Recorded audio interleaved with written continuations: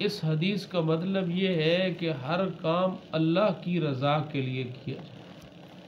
कोई बंदा नमाज पढ़ रहा है, कोई तिलावत कर रहा है, कोई ज़िक्र कर रहा है, या किसी मुसलमान भाई का कोई काम आपने कर दिया, मैंने कर दिया, इस पे मकसद ये हो कि या अल्लाह तू राज़ी हो।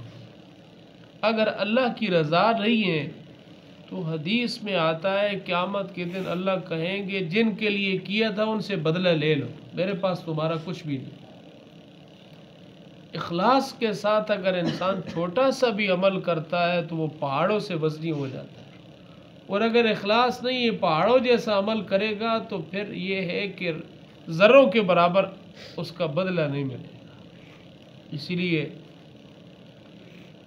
आप अंदाज़ा लगाएं कितने अम्बिया के नेक काम हैं, आखिर में दुआ मांगी कि या अल्लाह तू उसको कबूल कर ले। ये क्यों मांगा है?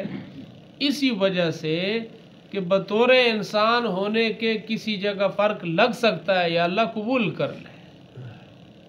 तो हर अमल को हम अल्लाह की रज़ा के लिए, अगर कोई दिल में ख्याल और वसवसा आ जाता है तो फ़ौरन आऊज़ु बिल्लाहि मिनश शैतानिर रजीम पढ़ ले, ला हौला वला कुव्वता इल्ला बिल्लाह पढ़ ले, और या अल्लाह तू राज़ी हो जा।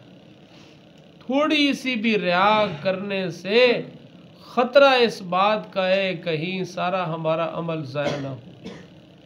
इसलिए इस हदीस में ये कहा गया कि जो शख्स रियाकारी से रोज़ा रखेगा, मन सल्ला युराई फ़क़द अशरका, नमाज पढ़ने के लिए आया, ये नहीं कि सारे नमाजी कहें या अल्लाह तू राज़ी हो।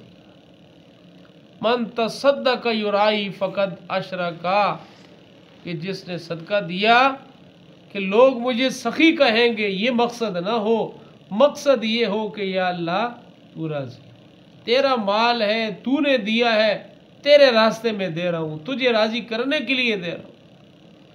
और ऐसे ही मन सामा युराई फ़क़द अशरका, जिसने किसी को दिखाने के लिए रोग मुझे रोज़ादार कहे, बड़े रोज़े रखने वाला है, अल्लाह कहेंगे जिनके लिए रखा था, जिनके लिए किया था, उनसे बदला। इसलिए इखलास ये बहुत अहम अमल है, इससे अमल में जान पैदा होती है।